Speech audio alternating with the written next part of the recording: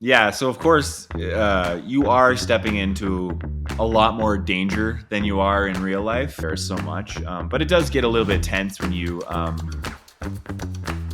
Welcome to the Infinite Creative Podcast. My name is Fitz, and my amigo over here. And I'm Sean, guys. And today we are here with Peter O'Hara. He is a filmmaker and photographer, and he is the owner of Silver Fern Productions. Pete's pretty cool because he focuses a lot in outdoor photography. He's been featured in places like Smithsonian and Patagonia, all these really big companies doing really quality work. He's also the winner of the Elevate Creatives Fund for 2024. So we are really excited to kind of hear how he's going to use that fund. But yeah, thanks, Pete. Thanks for joining us. Hey, thanks. Great to be here and chat with you guys. Awesome. Super cool. So first, I guess, just so we kind of know who you are, we have your website pulled up so you could show some of your work. But I guess, how would you explain yourself? What is it that you do? So right now I live in the Canadian Rockies, just outside Banff National Park, which is an awesome place to live and work and do adventure photography and filmmaking and just, live life in the mountains. Before that, though, like coming up, I worked in the Canadian television and film industry and on commercials. And so I worked in Toronto for about 10 to 15 years before kind of, feeling that sort of inner compass gently tell me, go west, go west. And so, my sister lives out here. So I was visiting a lot. I was visiting the mountains. So I just picked up one summer and came out here to have just experience life a little more and dive a lot more into adventure photography and met my partner Jenna, and I never looked back, and that's 6 years ago. So taking all that experience that I had from the television and film world in Toronto, I brought it out here to the Rockies and created my own business that I run with my partner Jenna, and that's what we're doing. Yeah. That's the dream, man. Yeah, just escape to the mountains with the girlfriend or the wife, and and then just go forward. That's awesome, man. That's really cool. So I got a question. So obviously you have worked with all those big major brands and you're doing the nature stuff. What basically gave you the in to those brands? Like, what is really important when you start out, and how do you approach a brand, or did they approach you? What was like your journey there? How did you start out with that? Yeah, I mean, there's a number of different ways that one can go about doing that. Like, for instance, National Geographic's been big on my list for a long time. But it's like, how do you get your foot in the door? And I guess it's just about trying to find an opportunity to have your foot in the door to share your work. And fortunately, in this case, I was actually working on another project for Travel Yukon, the tourism board in the Yukon, and we had recorded in the pandemic all this crazy footage of Kalani National Park. And Kalani National Park is the world's largest non-polar ice field. So we had all this incredible footage, and the tourism, we have a really good relationship with the tourism board in the Yukon. And they said, hey, and then National Geographic reached out to the tourism board and they said, we need some footage for this upcoming project. And they said, you should reach out to Pete and Jenna. They have some incredible footage. And that was our foot in the door. And so we gave them footage for this film that just premiered at the Banff Film Fest called For Winter.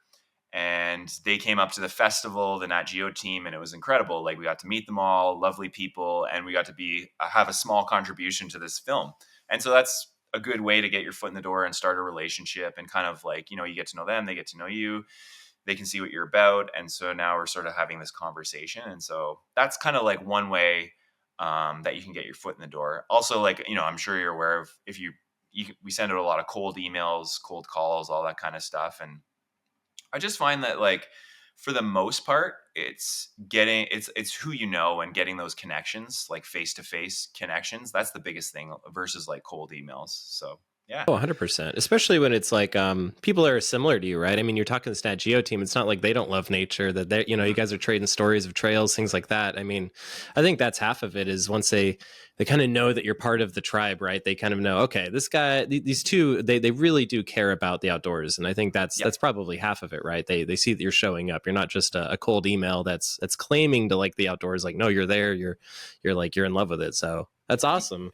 I mean, so I guess if you don't mind, Fitz, just kind of like showing some of the website, I guess here it'd be cool to see some of this work. So I guess to talk us through a little bit. So we're definitely going to get to the Elevate Creatives Fund because I definitely want to hear about how you're going to use that money and things. But Yeah. before we get into that, I definitely want to like talk about how does how does it work for an outdoor photographer? I've actually I've known other people have worked in the outdoor brands world, like as product designers, things like that, but I've actually never. I don't think I really know anyone that's an outdoor photographer. So how does that kind of work when you get like a scope of work? How does that kind of go? Are they saying like, hey, we want this certain area, these certain shots, or is it kind of very open? How does that work?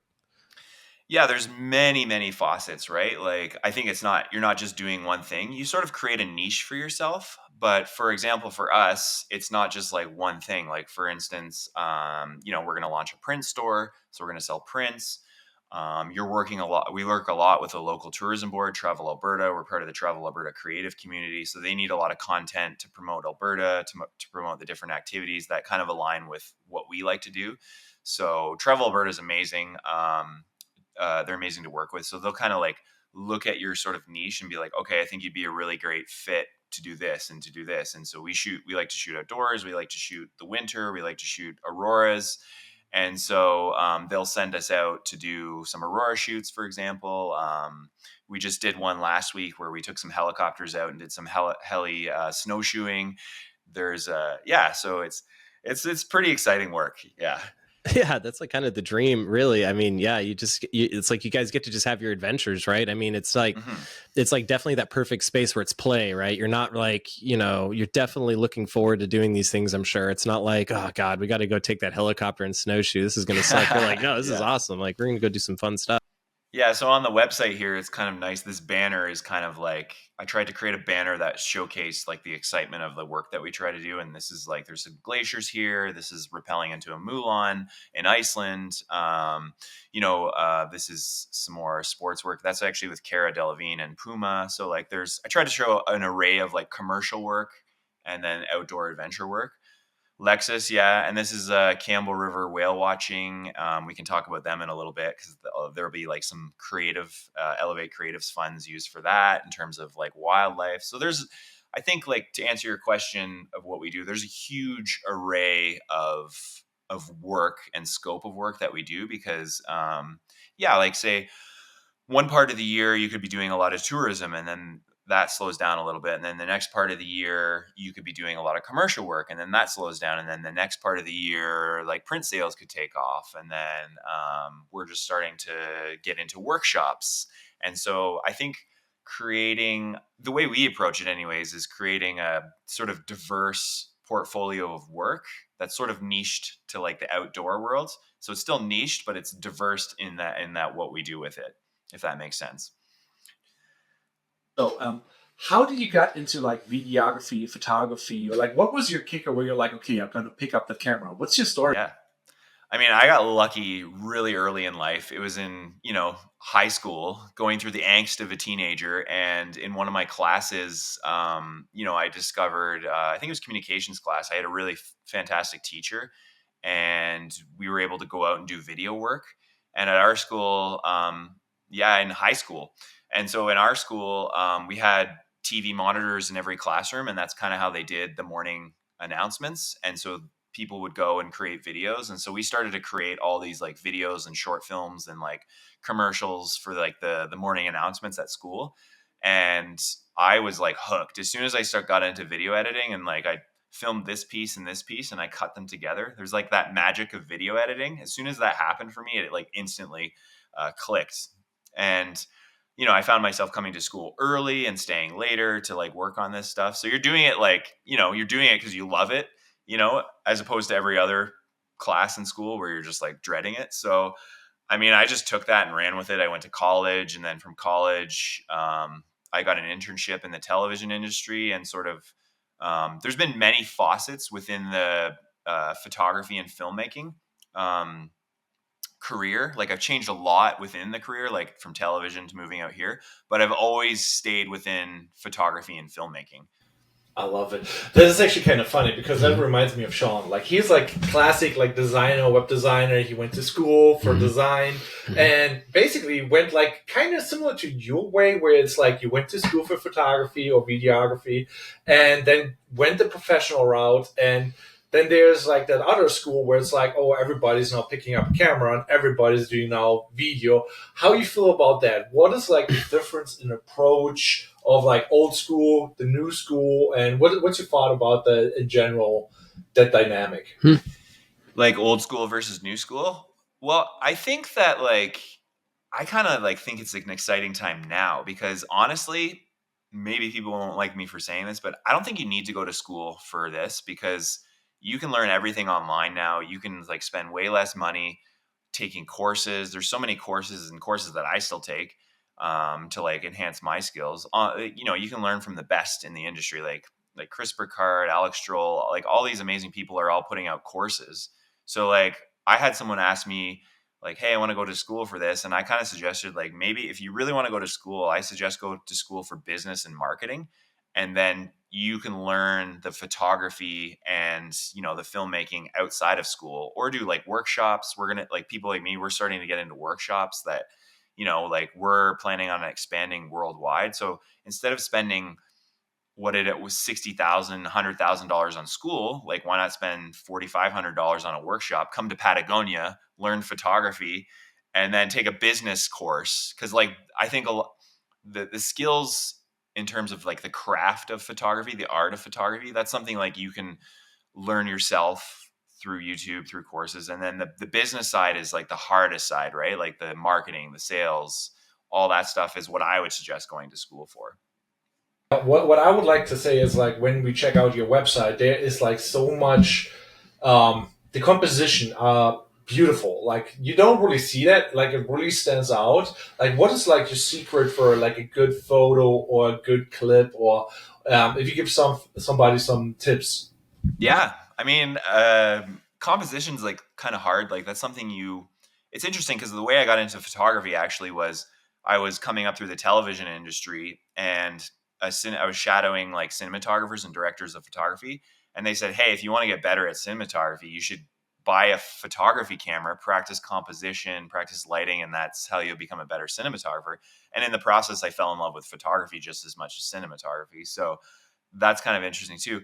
But in terms of like tips on that, it's like pretty simple, like lighting, composition, lighting, framing, and subject, right? And for adventure and landscape, a simple one is lighting. Okay, it's hard, but you got to get up really early to get that early morning light or blue hour. You know, those happen twice a day, either really early or really late. And so if you look at a lot of the work that I do, it's either at night or like the sun's coming up over the mountains. It's really early. So for example, there's a shot on my website of one of the highest mountains in Lake Louise is called Mount Temple. And we sort of made our way halfway through the night and sort of like bivvied and huddled together overnight in the cold and then approached. So if you scroll here, you can scroll down a bit.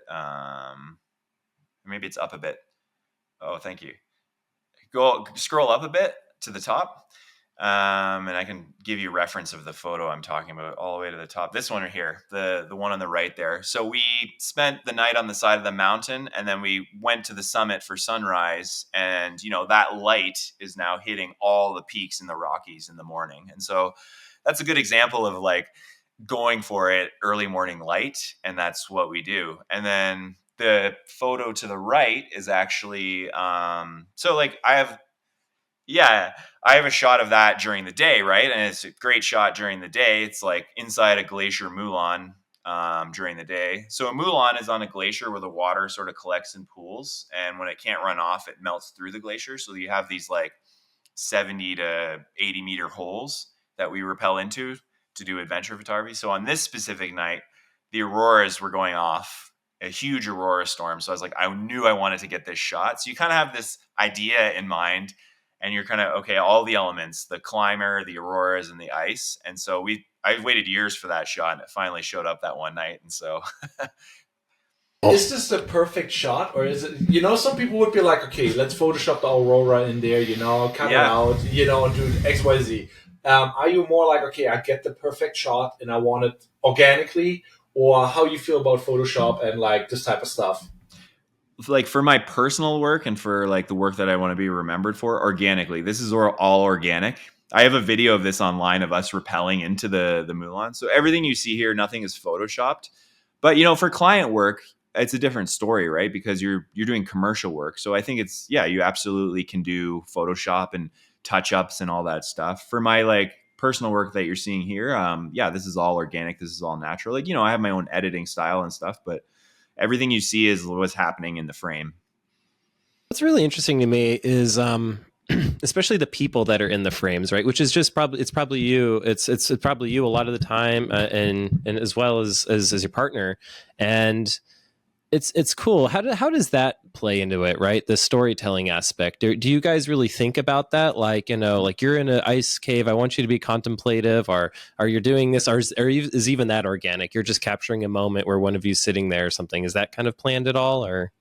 Sometimes it's planned and sometimes it's not planned. You always have this idea in mind, and it's what a lot of adventure photographers do. You want to see a person in the landscape to give it the scale of the structures that we're in, like the ice caves.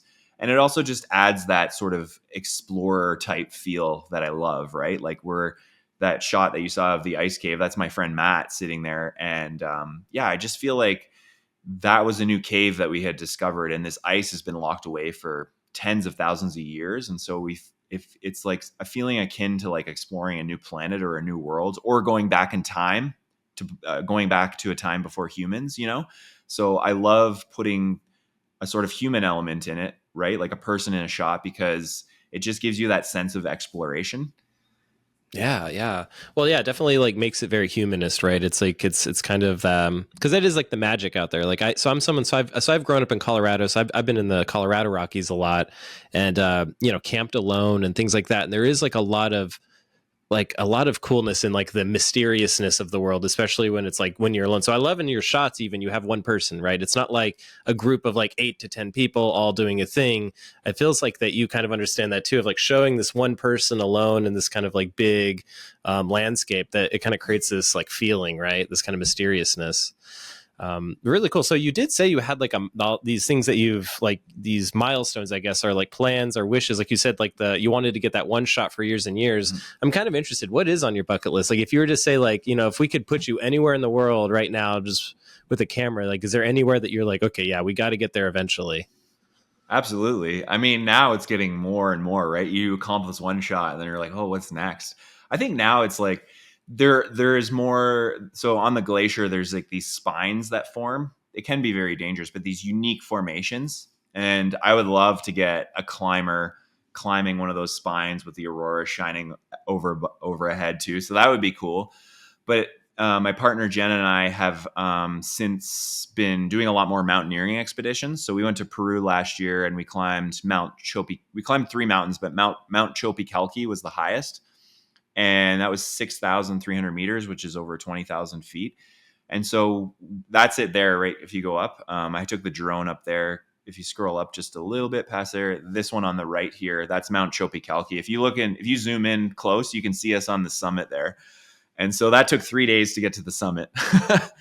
And yeah, so this is a drone. So so we came up the sort of path from the left of the frame. You can't really see it, but we come up from the left on that snow bridge all the way to the summit there. And that's us on the summit. No, the middle one. You can see like that's us. So like that, we want to do more expeditions like that because it's just incredible, right? And so we might go back to Peru this year and climb Mount Alpamayo, which is more technical than this one. I was invited by an expedition company to climb Amadablam in Nepal in November, so I might try to put some finances together to do that one. So those are kind of like getting these kind of bucket shots. Well, we're still young enough where we still can do these. Like they're really hard on your body, and they're really, it take a lot of time to acclimatize. So you have to spend a lot of time there. So shots like that, and just more like human stories as well, like adding not only those epic shots, but there's a lot of culture around Peru, and we had guides, of course, and there's just a lot of stories around there and how climate change is affecting these routes from year to year.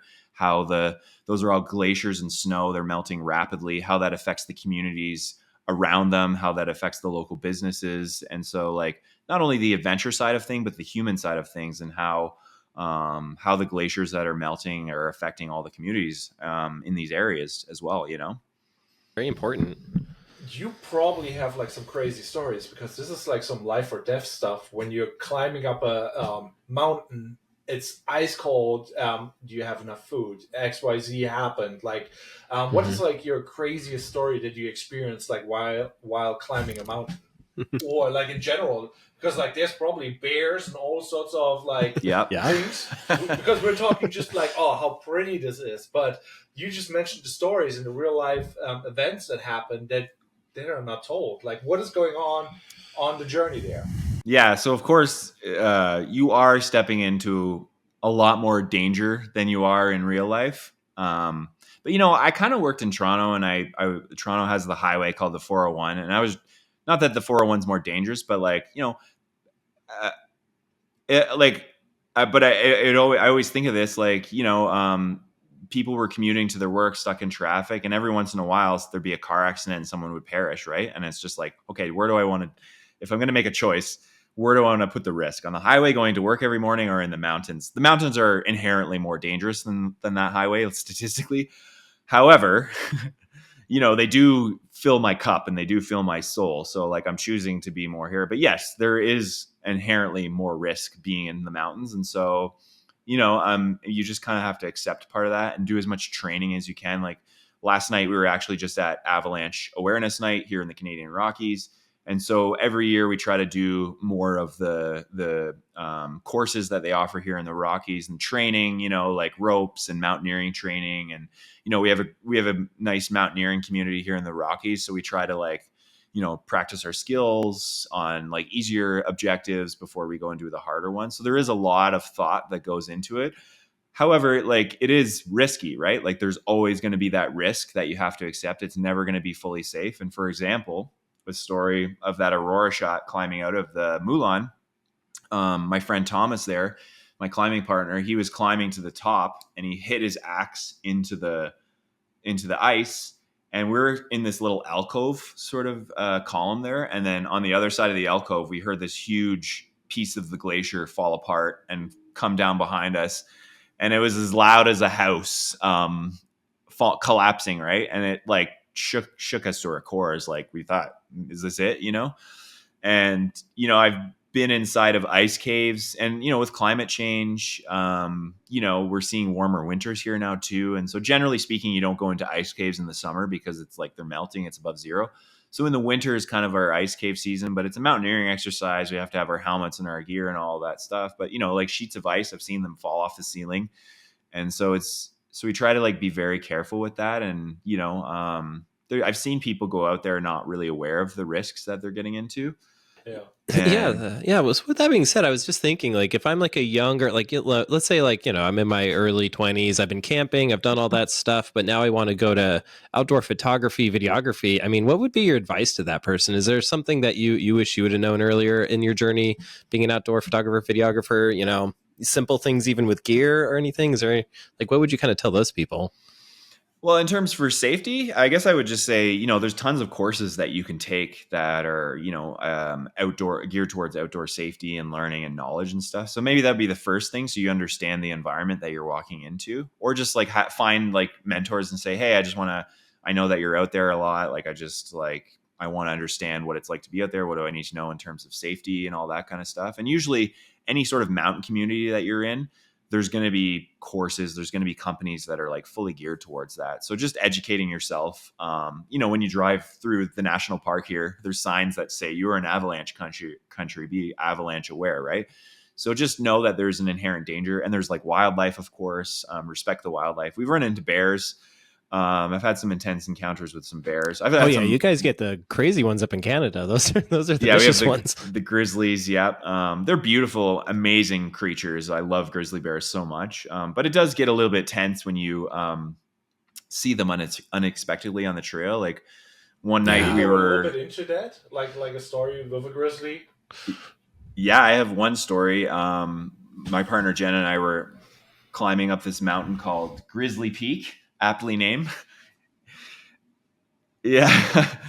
And it was during the day and we were hiking up, and all of a sudden I look up, I saw some goats, and then I looked up again and I saw like a fully grown cub chasing the goats, and I just yelled bear. And then Jenna looked up, she's like, there's actually three. So there was a mom and two fully grown cubs chasing the goats. And then the goats ran past us. So we became stuck. So we were stuck between predator and prey. And so there was like a bit of a hill. So the goats ran past us, and then the bears came up. And then as soon as I saw the bears, I was like, hey, hey, we're here. We're here. And the mom kind of like stood up. They can't really see very well, but they can smell and they can hear. So the mom kind of stood up and was smelling the air. And so I pulled out my bear spray. So you have bear spray, and I carry a knife as well. Not like a knife wouldn't do that much, but anyways, just you'd be loud. You announce your presence so they're not surprised. And then luckily these trail runners and hike in groups, like bigger groups of people. If you hike with two people versus four people, you know you're going to be safer in a larger group. And so like, you know, if you're camping, like store your food away from your campsite, eat away from your campsite. You know, there's like that triangle thing. And so, you know, like these bears were just like, and then luckily these trail runners came up behind us. And so there's four of us. So that felt a little bit better. And I could see the cubs were getting intense. 4 versus 3, and the mom was just like standing her ground, just waiting. But it was like they'd obviously seen humans before, because as soon as we took one step back as a group and started walking back slowly, the bears, they were waiting to see what we were doing. So they kind of went like, they backed up and we backed up, and we kind of like went around each other like this, and then we both went about our business. Whoa, that's cool though. It's Yeah. That is super cool. I mean, wow. I mean, so there's a lot of stuff, you know, in Canada, obviously you're doing, and I'm sure you guys have traveled to other places. Is there, you know, have you guys thought of going to different biomes as well? Like going into like deserts or jungles? Are you guys like pretty set on kind of, we want to do peaks, mountains, high elevation stuff? Is there anything to that kind of method to that? It's funny. We always talk about this, and I always tell my partner Jenna, who works with me as a photographer, I was like, I think right now, while we still can, let's push really hard into the mountains while we still have our legs, we still have our energy, do the peaks, um, do that as much as we can now until our bodies can't do it anymore, and then sort of go into the deserts, doing the stuff that's a little more easy on the. Not that the desert would be easy on your bodies, but do the stuff that's a little more accessible, like when we get older. Yeah. But you know, having said that, like we do, you know, we're starting to run workshops, and you know, people that are signing up in their 70s or in their 80s, so we do have to like think about accessibility and stuff. And so luckily in the Rockies, there's a lot of the beautiful landscape photography spots. There's a lot of like side of the road spots that you can pull up, and you can see a lake with a beautiful reflection of the mountains and stuff like that. So there's a ton of locations around here that we take our clients to, that are very accessible, for instance. So yeah. Well, we've teased these workshops. I feel like we need to kind of get into something that recently happened.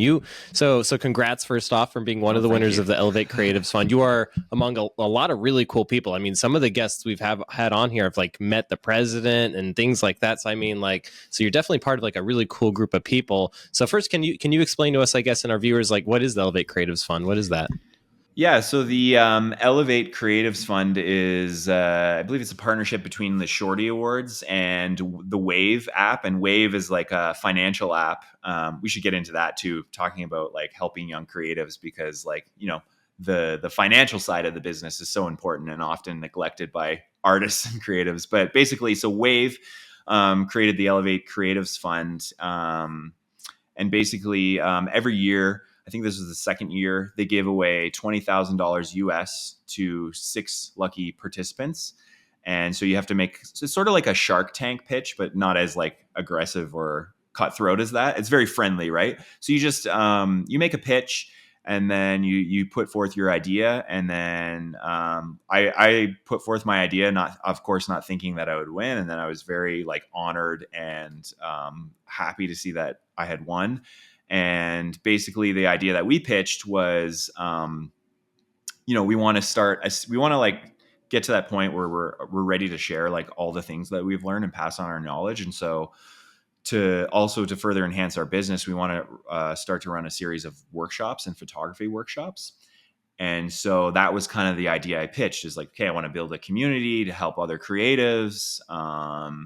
And so with the awards that you're funded $20,000 for your business, and I kind of just said to them, I want to create a space in our workshop where someone young or someone that doesn't have a camera, we can without any extra cost, we can provide them with a camera and lenses and a tripod.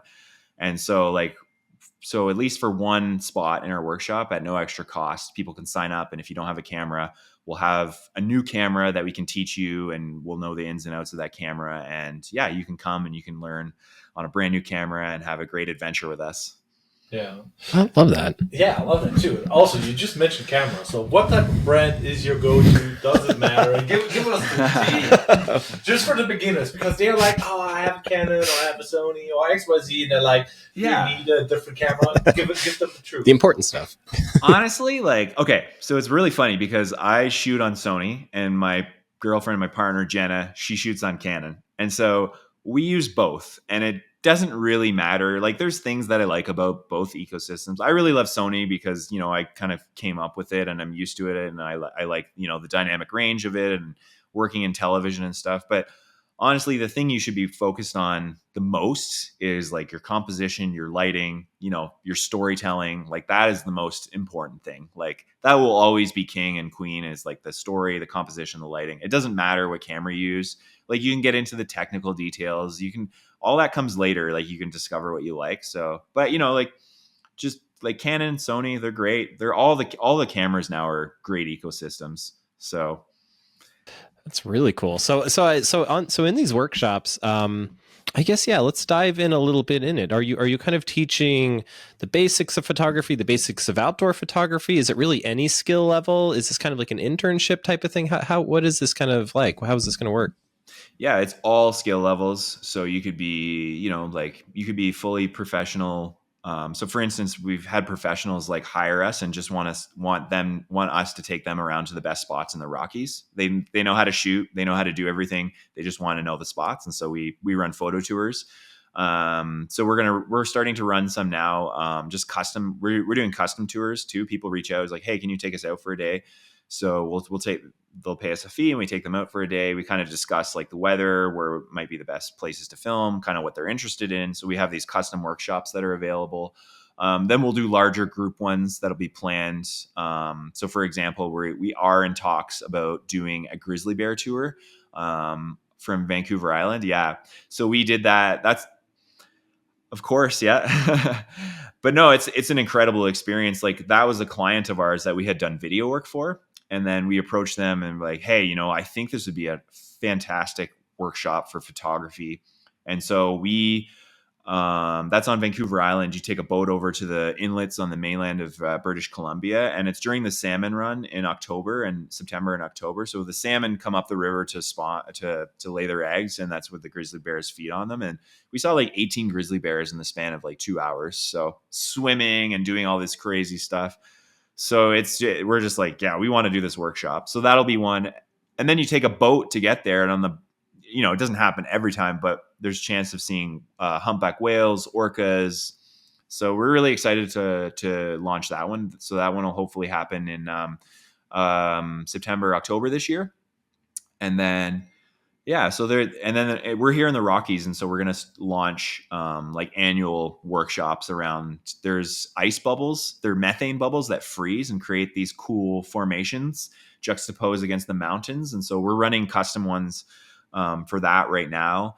And then, eventually the idea is to take it, like have them constantly running here in the Rockies, but then take it internationally to places like we've scouted already, like Patagonia. So Il Chichen, like the Patagonia logo, those famous mountains down South America. We'd love to do Greenland, Iceland, Mongolia, Patagonia, Pakistan, like all the beautiful mountainous regions in the world. So yeah, I mean, it'd be a cool place if you wanted to learn photography. We're going to have a spot available where we can give you a camera. You just have to sign up for the workshop and pay for the workshop. But if you don't have a camera, we'll have one space available on each of these workshops. So we'll hopefully expand that to have, if it becomes popular enough, we'll buy some more equipment to have more spots available for people that don't have cameras. Or, it doesn't have to be, it's not like exclusive to people that are like younger and don't have cameras. If you're, say you sold your camera and you're thinking of coming over to another ecosystem and we have a Sony camera, you could by all means sign up and take that spot and see if you like Sony. Interesting. Yeah, but that being said, like you said, just equipment, like what are the must-haves? Like, let's say I want to do that thing. What do I have to buy? Do I need a jacket? Obviously, like what are the basics, must-haves, and overrated, underrated, where you can skim out? Like we got the cameras, but what would I need to do that if I would travel up north? So it depends. Like for instance, I think we were trying to run one this year, but I think it became too late for Patagonia, for instance. So I think we're going to run one in 2026. So we're going to have it where like you pay one fee, but we'll have the hotels included in your fee. If you want porters and the tents will all be included in the fee. So we're going to have, for the overnight trips, we'll hopefully have all that equipment set up for you. So you would just need to bring like, the things that you would need are like a good pair of hiking shoes, maybe 2 pairs, like jackets, like layers are very important in hiking in the mountains. So like, a good puffy, a good shell, rain, like mountains, like for instance, in the summer here, it can snow. So you need like a hat, you need to be prepared for all the elements, but it's like typical stuff. You can just go to ChatGPT and what are the best clothing elements I need for the mountains? And it'll give you a list. Plus, like once we get our websites up and running, we'll give you a list of like the essentials that you'll need to bring. So all that information will be provided for you, like sleeping bags, the different types of clothing, camera equipment suggested. If you have your own cameras, we'll tell you what lenses to bring and all that kind of stuff. So yeah, obviously workshops, you'd want a long lens. Wildlife workshops, you'd want a long lens. Mountain landscapes, you'd probably want a wider lens.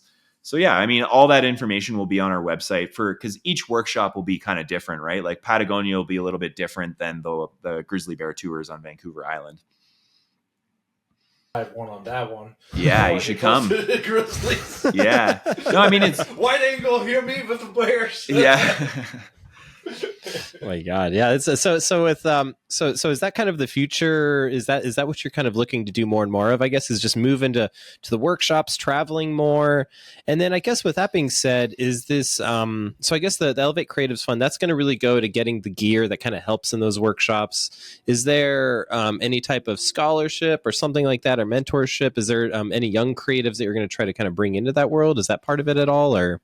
That could be something that we're going to do eventually down the line, for sure. It's not specifically there right now. I think it's like just the workshops right now. Just, I think maybe 5 to 10 years, definitely mentorship programs. Yeah, right now we're just going to try and get people to sign up for the workshops and have an incredible time teaching, and, younger or older creatives. Yeah, it's, so the funding will be used for like the camera, of course. That's the one I'm most excited about. So we'll see how that goes. But of course, we'll use it for, we'll use it like right now, I just hired someone using some of the funds to build out the workshop side of our website. So we'll be working on like SEO and the marketing to roll out all the marketing, like portfolio updates, scouting missions to make sure like, we know the best spots. If we go abroad to say Peru, we want to make sure that time of year is right for the best conditions. So yeah, there's a ton. Yeah, that's really cool. And I mean, and obviously keep us in the loop, once you have this this website up and stuff, we could definitely have you on if there's like certain workshops you ever want to feature and stuff, because absolutely, I think things like this are huge. There's an astrophotographer that I worked with in Colorado, and it's the same thing where it's like, they come to kind of learn the skills, but it's the experience. It's all the weird stuff that happens and all the unplanned stuff that kind of creates these cool memories. And so I feel like that's really what you're selling more than anything, is like it's this really cool experience with people that are like-minded. So it's cool. It's cool to see. I think it's a really good concept. Oh, thanks. Yeah, 100%. I always tell people too, like when we go out into the mountains to get photos, but you don't always get the best photos, but oftentimes if you put the experience ahead of everything else, then it's like a win-win situation, because you're going to have a great time with amazing people that want to be in the outdoors, and you're always going to learn a lot. And so if you put the experience ahead of everything else, then it's a win-win situation. Yeah, yeah. And just so important. I mean, I won't make this political at all, but I mean, we have climate change. We have Hmm. like reasons for people to fall in love with the outdoors, Absolutely. and to capture the outdoors. I'll always remember when they were talking about the movie The Revenant with Leonardo DiCaprio, and I remember the director said that we had to travel all over the world to find snow. We couldn't find snow. He's like, it took me months to find snow.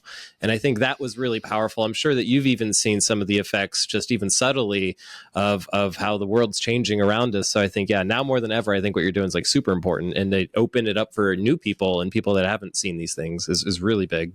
100%. There's so many points you touched on there. One of them, The Revenant, they actually tried to film here in the Rockies, but it was a mix between climate change and the Chinook happened. So the Chinook is like the warmer weather comes and it melted the snow. But I mean, so Alberta, they call it like the Texas of Canada. And so like there's a lot of oil money here, which is fine. Everybody has to have their livelihoods. But so there's like obviously an argument between climate change. Is it real? Is it not? So that there is that kind of denial that's going on. So like, but you want to like, not so much to like preach to people, but you want to get people to have everyone I feel on the planet, doesn't matter your political background or who you are, everyone I feel can enjoy nature for what it is, right? And so that's why we love doing it. And the workshop partners that we're gonna try and connect with, for instance, the grizzly bear tours, the people that will be running like the photo side of it and the people that run the tours give a fantastic education on like the grizzly bears and how just incredibly important they are to the ecosystem of the area, right? So you get this, not only do you get to have this experience of like, learning photography and capturing these amazing bears, but you're going to learn about grizzly bears. You're going to learn about different ecosystems, the indigenous culture, because it's not an indigenous land. And so, yeah, there's just going to be so much to enjoy doing all these Yeah, workshops. so cool, man, so cool. Well, I can definitely see why you won, because it really is this it's this giving forward, right? It's that, Hmm. like, there was something magical when you did just commercial work, and whatever that thought was, that was like, let's go into the mountains, and it probably, and that jump doesn't come without its risks, right? Like, Hmm. obviously commercial work pays so much better than the photography outdoors, especially if that hasn't kicked up yet, right? So it's like, so I think, yeah, it's cool that you're like trying to teach that, right? You're trying to kind of make Hmm. people fall in love. And you're right, I think it's one thing to kind of debate with people or tell people how they need to think, but it's another thing entirely to be like, no, just make them fall in love with it, right? Yeah. Like, and that's all you need to do. So no, I love that. It's a great concept. I could definitely see yeah, why they chose you, because there is an optimistic side to all of this. It's really cool. 100%. Yeah. I mean, and I just feel like the more you get out into nature, the more you appreciate it. Like I've been, you have to take care of your business, but this week I've been doing a lot of admin stuff, and was talking to my partner Jenny yesterday. She's like, "When are we going to go back out on a big adventure?" And I was like, "You're right. Like I'm feeling a little bit grumpy. I need to get connected to nature again." And just I feel like, well, it's interesting bringing it back to what you said about taking that jump. I feel like part of that jump from commercial work to this was I felt like I was in Toronto and I just felt like I was in this concrete jungle, and what was missing in my life was this connection to nature. And so that's part of the drive that made me come out to the Rockies, just to get really connected back to like the nature and like, I don't know, I just feel like it brings you back to like the roots of being a human being again. And so, yeah, we're really, really excited about the next phase of our business. Very Really exciting. cool. So you do a lot of outdoor stuff, but the flip side of the coin is like the social media, like the Hmm. city and the corporate, the business. What is like your mindset like with social media and like doing content, for example? Because like Instagram can sometimes not feel as rewarding as the experience, and where you see like the future evolving with that type of stuff in the scenes.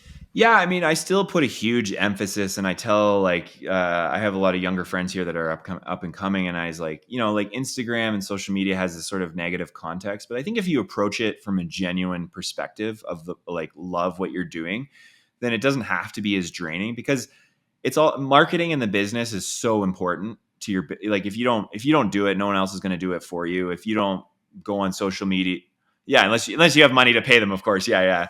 But I still think it's like I still think it's fun to connect with people, and like as sort of like, I don't know, addicted to Instagram as maybe our culture has become. Like I think now maybe we're starting to realize the effects of it, but there's still a healthy way to approach it.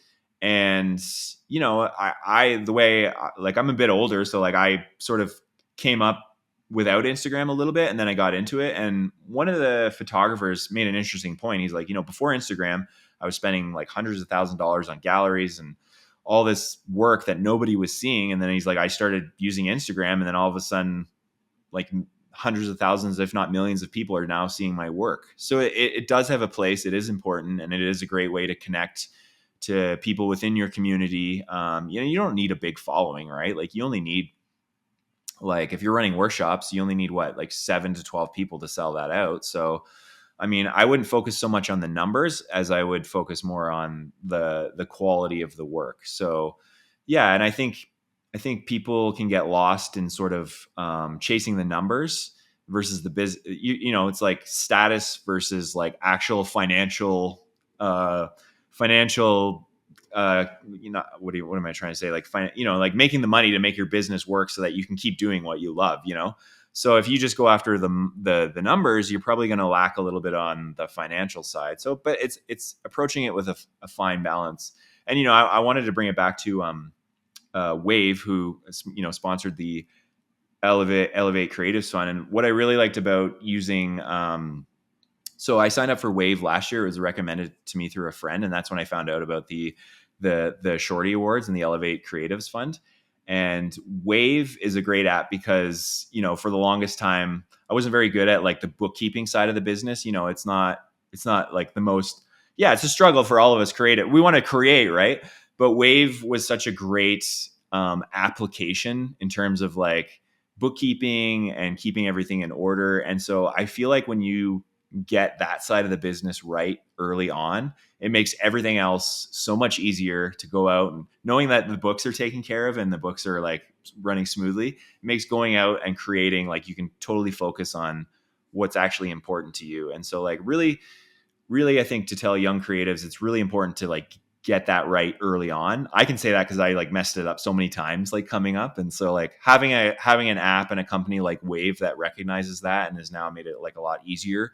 You know, it's like an online application. It can go to your phone, and it's just like, once you learn that, I actually kind of nerd out about it a little bit now too. So Yeah, well, no, it's cool. And what's cool about it that I like, because yeah, I'm a long term user of Wave. I think I go back, God, I go way back now. I'm almost like 10-year user of that's Wave. awesome. But it's legitimacy, right? It's funny because we create such cool work. Like, you create such great, like, you know, video and photography work, and then it's funny because then you send like a really crappy invoice or something, and it's just like, it's like the experience takes a big dip. Like, oh, Yeah. okay. And I didn't realize that early in my career too, that like, I'm even, people are like coming up with opinions of me, not even from my work, but from my emails or from my invoices, how I'm talking, how I'm speaking. Mm-hmm. And so, you know, I think, yeah, for you, I could definitely see that too, where like, you know, there's two types of outdoor photographers, right? There's the professional outdoor photographers, and there's the guy that's like living out in like a shack somewhere who's just like, you know, and that's how I think people are thinking of, like, okay, well, who are you? And then you send like a really legitimate invoice, like, okay, cool, so he's a professional, this is great. It's not like scrawled on a piece of paper and then like Xeroxed in or something weird. I mean, even so many creatives that like have used Photoshop to create every single invoice painstakingly, and yeah, Wow. so I totally get it. Like, yeah, the legitimacy and all of that, it's so big. And yeah, and yet again, you don't need to be focusing on stuff. You need to go shoot more video or photo. You don't need to be sitting there trying to craft an invoice and figure that out or chase someone for money. I mean, for me, it was even just, Yeah. if something goes bad, it's so good to have that backup. Yeah, so easy for your, like, I'm sure so many creatives stress with their end of year taxes and stuff, and so just having, like, I connect my bank accounts to it, and yeah, tax season's coming, right? And you have, like, part of the thing that we had as well with the Elevate Creatives Funds is they gave us a little bit of a mentorship program. So someone came in and showed us how to use Wave, and you can actually pay for that service as well. And so I was like, come tax season, I'm hiring you again to help me with this. And so, yeah, I mean, it's just great. It feels really good to have all that in order to, and so, like, yeah, you can just go focus on what's really important to you. So, and like you said, just it shows that you're a professional as well, you know? So, like, when you get into like the workshops and, you know, higher end clients, like, everything, your books are in order, right? Right. Well, it's cool. It's and I think Wave's a Canadian company too. Really nice people too. It's just nice when you start to meet some of these people in these companies too, and they're all nice people, right? I mean, So great. yeah, they're much better than like a Wells Fargo or like Chase Yeah. Bank, Those So Americans, they're goddamn. yeah, yeah, those American banks. So no, like really, yeah, they're really cool people. It's cool that they do something like the Elevate Creatives Fund and the Shorty Awards as well as Mhm. being such cool backers for creative people, especially in the times we live in. Things like that, especially people are trying to make their way. I think a lot of these things are great because it's people that I can't speak for you, but you haven't been handed everything, right? So Yeah. it's these people that like I could do a lot more if I just got a little bit extra. So it seems like this could kick off a whole new product offering for you guys, which is big, that could touch so many people. So yeah, so people like Wave are really cool. I know we've had a few of them on. Yeah, yeah, we've had a couple of Waves too, and yep, and I'm still doing invoices through Wave. So yeah, they're really cool people. Yeah. But it's been really great to speak with you, man. You do such great work. Definitely really cool to just hear your excitement and all of the things and how you're still coming up with plans. Even now, you have certain things you want to get to, certain bucket lists you want to hit. So I guess with that being said, is there anything else you kind of want to talk to? Anything you want to promote or talk about? I think it's just like we're excited for the workshops moving forward. So yeah, if you see our websites, keep checking them out. We have we're working on updating them. We're working on there's going to be new workshops every year. So if you're excited to learn and you don't have a camera, we're going to have a camera available for you. And yeah, and feel free to reach out to me if you have any questions about anything and business related or photography related. I'm an open book. Super cool. Well, we'll definitely have the website down in the description. And then, yeah, once you're ready with the workshops, feel free to send us an email and we'll get you back on. We can talk through one of these workshops, especially that grizzly workshop. I want to hear some stories and see some pictures, hopefully with you not running with bears. Absolutely. I think we have a meeting coming up with the tour company. So that'll be we'll be probably launching that in February to sign up. And that'll take place in September or October of this year. Wow. Really cool. Exciting. Yeah. Where can people find you? Like, where are the locations? Where are you active on? I'm really active on Instagram, Pete_O'Hara, and my website. Jen and I are trying to do a lot more on YouTube, but YouTube's like a whole nother animal. But I love YouTube. I mean, YouTube seems to have a life beyond 5 minutes. So we'd like to do a little bit more of that. You can find us just Pete and Jenna, Adventures with Pete and Jenna on YouTube. And so that's more like the behind the scenes of our climbing the mountains and all that kind of stuff. And Instagram's a lot more photography. And then my website is where I keep most of the portfolio, and that's where you can sign up for the workshops. Nice. Very cool. Very cool. Well, thanks, Pete. It's been a great talk with you. Thanks, everyone, for listening. Like and subscribe. Yeah, just really cool. Definitely interested to hear kind of the next stage of your journey. This is awesome, man. Yeah. Thank you, guys. Great to chat with you. Cool. See you, everybody. Sweet. Well, thank you, man. That was awesome. Good. Was that good? Yeah, that was great. That was good. Yeah, Okay. you never know after these things. You're like, well, we talked, so.